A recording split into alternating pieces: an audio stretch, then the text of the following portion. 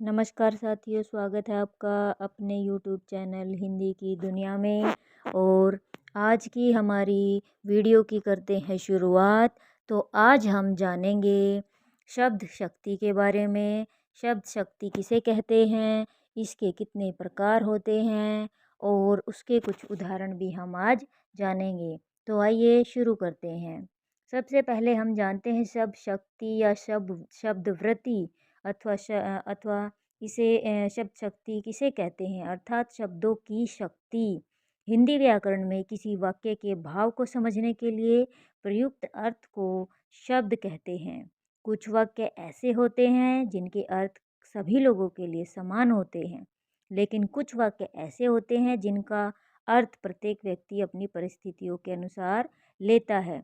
इसी आधार पर उस वाक्य में प्रयुक्त शब्दों के प्रकार, शक्ति और व्यापकता के आधार पर इसे विभिन्न प्रकार इसके विभक्त किए गए हैं।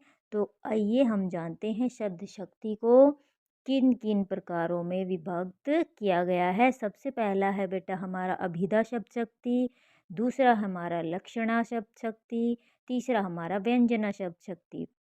अभिधा शब्द शक्ति में बेटा वाच्यार्थ पर आधारित शब्द होते हैं, लक्षणा में हमारे लक्ष्यार्थ पर आधारित शब्द शक्ति होती है और व्यंजना में हमारे व्यंग्यार्थ शब्द पर आधारित होती है। ध्यान देने योग्य बात ये है कि वाच्यार्थ कथित होता है, लक्ष्यार्थ लक्षित होता है और व्यंग्यार्थ व्यंजित होता है, ध्वनित सूचित या प्रतीत होता है। वह काव्य शास्त्र में अभिधा के लिए व्याकरण शास्त्र का सहारा लिया और लक्षणा के लिए मीमांसा का, लेकिन व्यंजना के लिए उसने अपना अलग रास्ता बनाया है। सबसे पहले जानते हैं अभिधा शब्द शक्ति। आइए विस्तार से समझते हैं कि अभिधा शब्द शक्ति कहते किसे हैं। तो शब्द को सुनते ही अथवा पढ़ते ही श्रोता या पाठक उसके उसके सबसे सरल और प्रचलित अर्थ को बिना अवरोध यानी कि होता है बेटा बिना रुकावट के ग्रहण करता है, वह अभिधा शब्द शक्ति कहलाती है। दूसरे शब्दों में हम इसे शक्ति से उनके सांकेतिक या प्रसिद्ध अर्थ का बोध करते हैं। इसे हम बेटा अभिधा शब्द शक्ति कहते हैं, जिस शब्द को पढ़ते ही हमें उसका अर्थ समझ में आ जाए। इसके आइए कुछ उदाहरण देखते हैं। जैसे मोहन पुस्तक पढ़ रहा है, दिवस का अवसान समीप था, गगन था कुछ लोहित हो चला, तरु शिखा पर थी अब राजती कमलिनी कुल वल्लभ की प्रभा, निज गौरव का नित ज्ञान रहे, हम भी कुछ हैं यह ध्यान रहे, सब जाय अभी परमान रहे, मरणोत्तर गुंजित गान रहे। उपयुक्त पंक्तियों के में अर्थ ग्रहण में किसी प्रकार का अवरोध या बाधा नहीं है, तो हम यहाँ पर समझ गए हैं, यहाँ पर अभिधा शब्द शक्ति का प्रयोग किया गया है। बेटा अभिधा शब्द शक्ति के भी कुछ प्रकार हैं। ये हैं 3 प्रकार हैं बेटा, योग रूढ़, यौगिक और योग रूढ़। रूढ़ शब्द वे होते हैं, ये शब्द जातिवाचक होते हैं, जैसे बालक, ये पूरी जाति का बोध कराते हैं, हाथी, बंदर। यौगिक शब्द वे होते हैं बेटा जिन शब्दों में प्रकृति और प्रत्ययों की शक्ति के द्वारा होता है, जैसे दिवाकर, सुधांशु।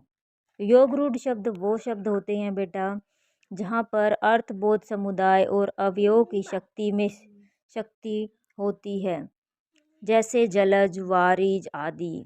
इसका यौगिक अर्थ जल से में उत्पन्न वस्तु है, परंतु योग रूढ़ अर्थ केवल कमल है।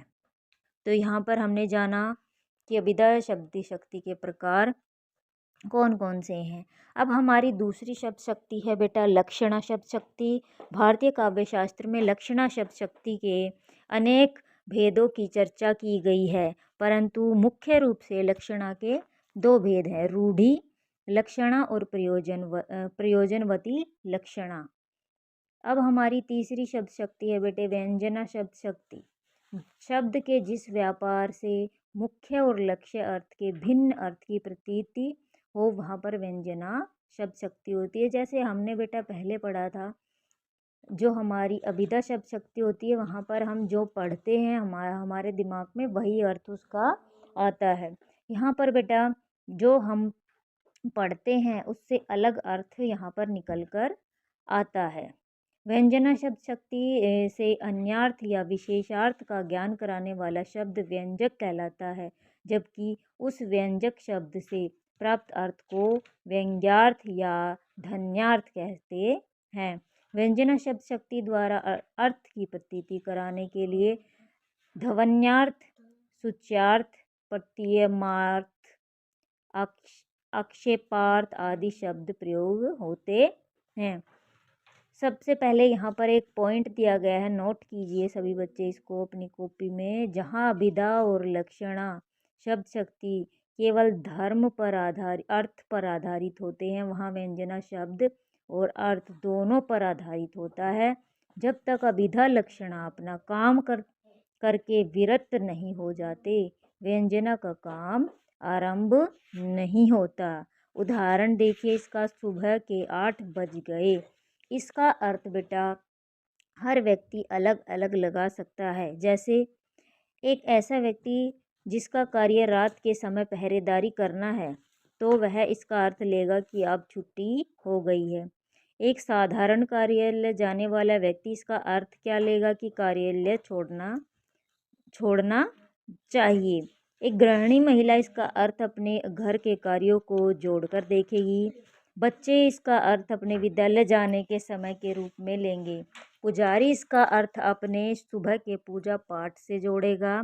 अर्थात यहाँ पर वाक्य में हर एक व्यक्ति अपना एक अर्थ अलग निकालेगा। व्यंजना शब्द शक्ति के भेद बेटा हैं 2, शाब्दी व्यंजना और आर्थी व्यंजना। यहाँ पर शाब्दी अर्थ दिया गया है, जहाँ व्यंग्यार्थ किसी विशेष शब्द के प्रयोग पर ही निर्भर करता है, वहाँ पर शाब्दिश व्यंजना होती है। इसे 2 भागों में बांटा गया है, अभिधा मूला शाब्दी व्यंजना और लक्षणा मूला शाब्दी अर्थ तो व्यंजना। तो यहाँ पर आज की वीडियो में हमने जाना कि शब्द शक्ति किसे कहते हैं, इसके कितने प्रकार होते हैं और इसके कुछ उदाहरण भी हमने देखे। तो अब हमें आज की वीडियो करते हैं समाप्त। तो आशा करती हूँ आपको ये आज की वीडियो पसंद आई होगी। तो वीडियो को लाइक, शेयर और सब्सक्राइब करना ना भूलें। धन्यवाद, मिलते हैं अगली वीडियो में।